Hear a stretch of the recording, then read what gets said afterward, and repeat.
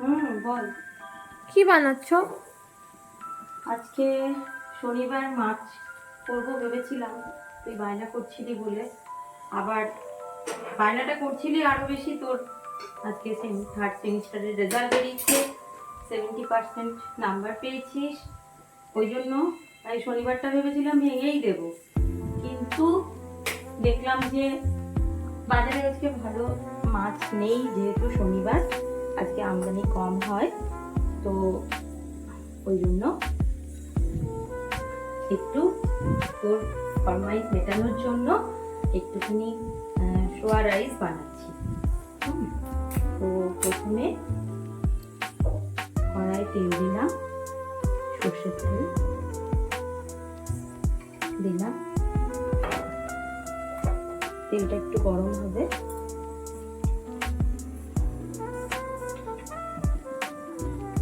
একটু গরম হলে। এই রান্নাটা তুমি কার কাছ থেকে শিখেছো? নিজেই করেছি, একটা হয়ে গেছে সব মশলা দিয়ে। নিরামিষের দিন কি করব ভেবে পাই না, যেহেতু সোয়াবিন খেতে তুই ভালোবাসিস বেশি, তাই জন্য সোয়াবিন দিয়ে ভাবলাম একটু ভাতটা রান্না করি একটু মশলা টশলা দিয়ে, তাহলে তোর ভাতটাও পেটে যাবে, সোয়াবিনটাও যাবে, আর তুই খুশিও হবি। ছোটবেলায় সয়াবিনটাকেই মাংস ভেবে খেতাম। এবার এর মধ্যে একটু গরম মশলা দিলাম। গরম মশলা দেওয়ার পর এখানে দুটো তেজপাতা দিলাম আর একটু জিরে দিলাম, গোটা জিরে দিয়ে এর মধ্যে একটু আলু দিলাম। দাঁড়া একটু, এটা গরমটা হোক মার মতো।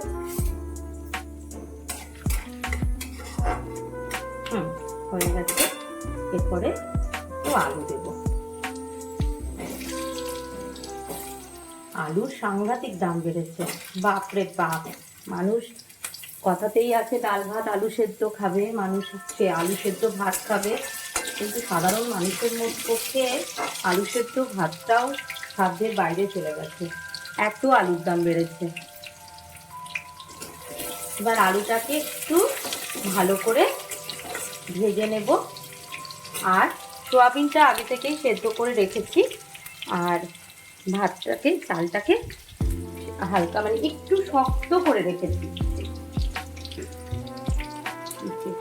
সোয়াবিনটা আগেই সেদ্ধ করে রেখেছি, এই সোয়াবিনটা দিয়েই করব। এবার একটু হলুদ দেব, যাতে কালারটা একটু ভালো হয়, আলুটার কালারটাও ভালো হবে। আর একেবারেই আমি হলুদটা দিয়ে দিলাম। আর দেবো একটু কাশ্মীরি মির্চ, কালারটা আনার জন্য, আমরা শুকনো লঙ্কা খাই না।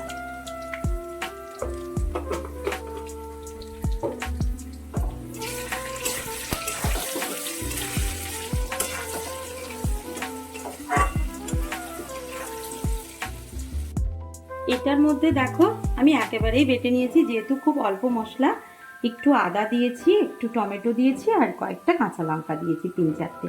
এবার নিজের নিজের ঝাল অনুযায়ী যে যেমন ঝাল খাও সেরকম কাঁচা লঙ্কা বাড়াতে কমাতে পারো, ঠিক আছে।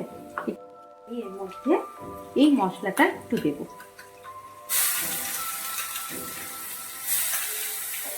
এর মধ্যে একটু কিশমিশ কাজু এগুলোও দেওয়া যায়।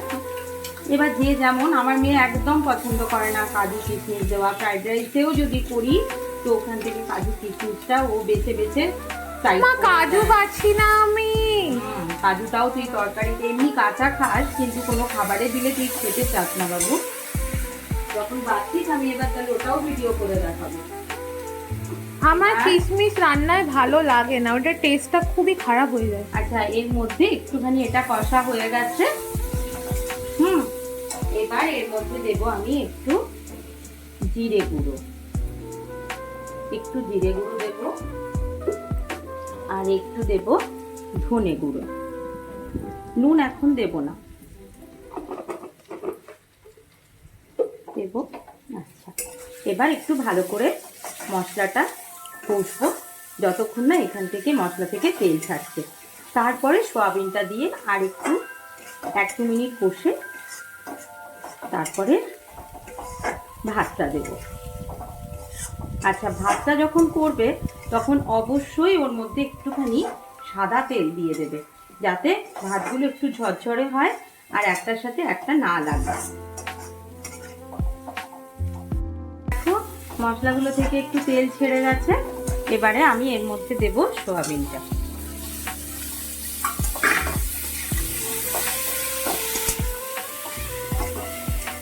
সোয়াবিন সেদ্ধ করার সময় যদি একটু নুন দিয়ে দাও তাহলে কি হয়, সোয়াবিনের ভেতরে একটু নুনটা ঢোকে, খাবার সময় খুব টেস্টি লাগে।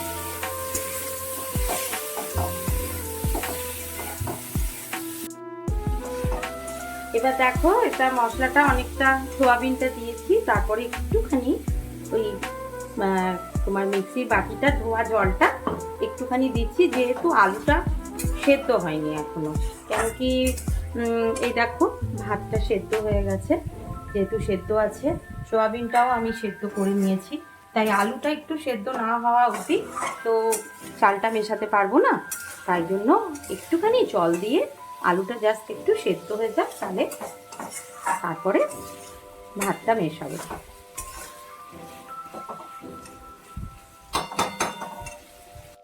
একটা জিনিসও করব আজকে, ডাল করেছি, মটরের ডাল দেখাচ্ছি বন্ধুরা তোমাদের।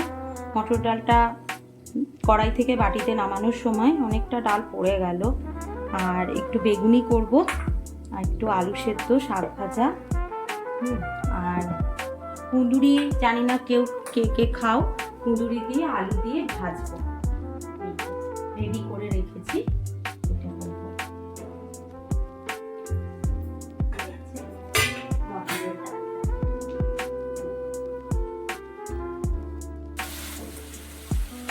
হ্যাঁ, এবার দেখো মশলাটা কষা হয়ে গেছে, সোয়াবিনটা দিয়ে আলুটা দিয়ে, আলুটাও প্রায় সেদ্ধ হয়ে গেছে।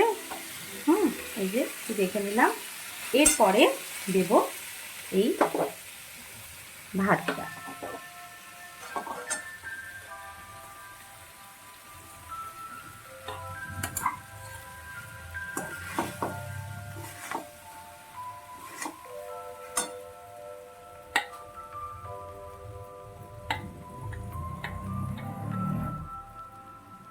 ভাত লেগে আছে মা।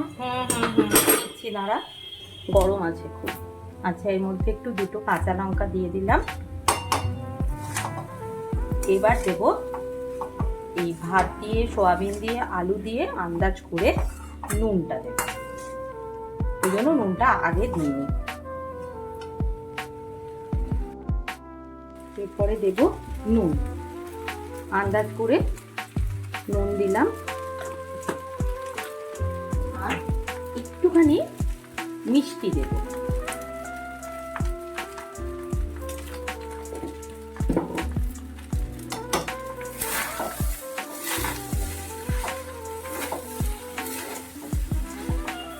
ফ্লেমটা একটুখানি কমিয়ে দিয়েছি, যেহেতু এটা একটু ভালো করে না কষা হলে, বেশি ফ্লেম দিলে লেগে যাবার ভয়টা থাকে।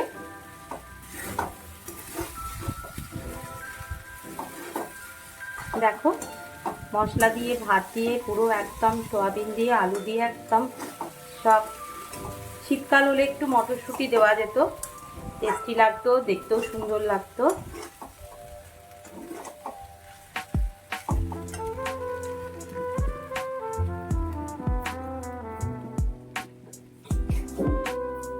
দিকে এরপরে দেব এর মধ্যে একটু গরম মশলা,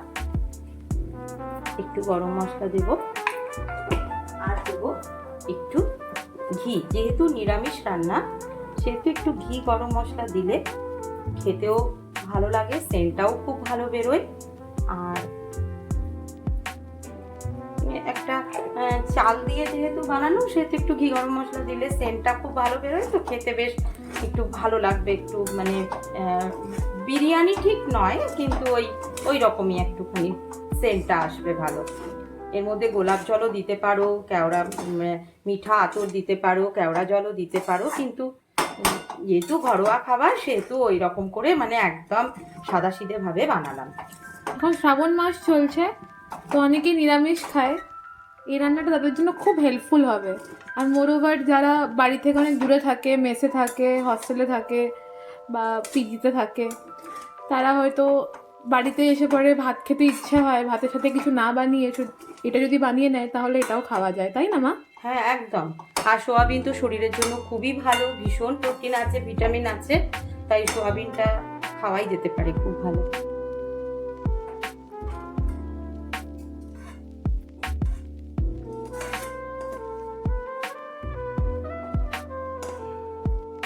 খাবার জন্য রেডি।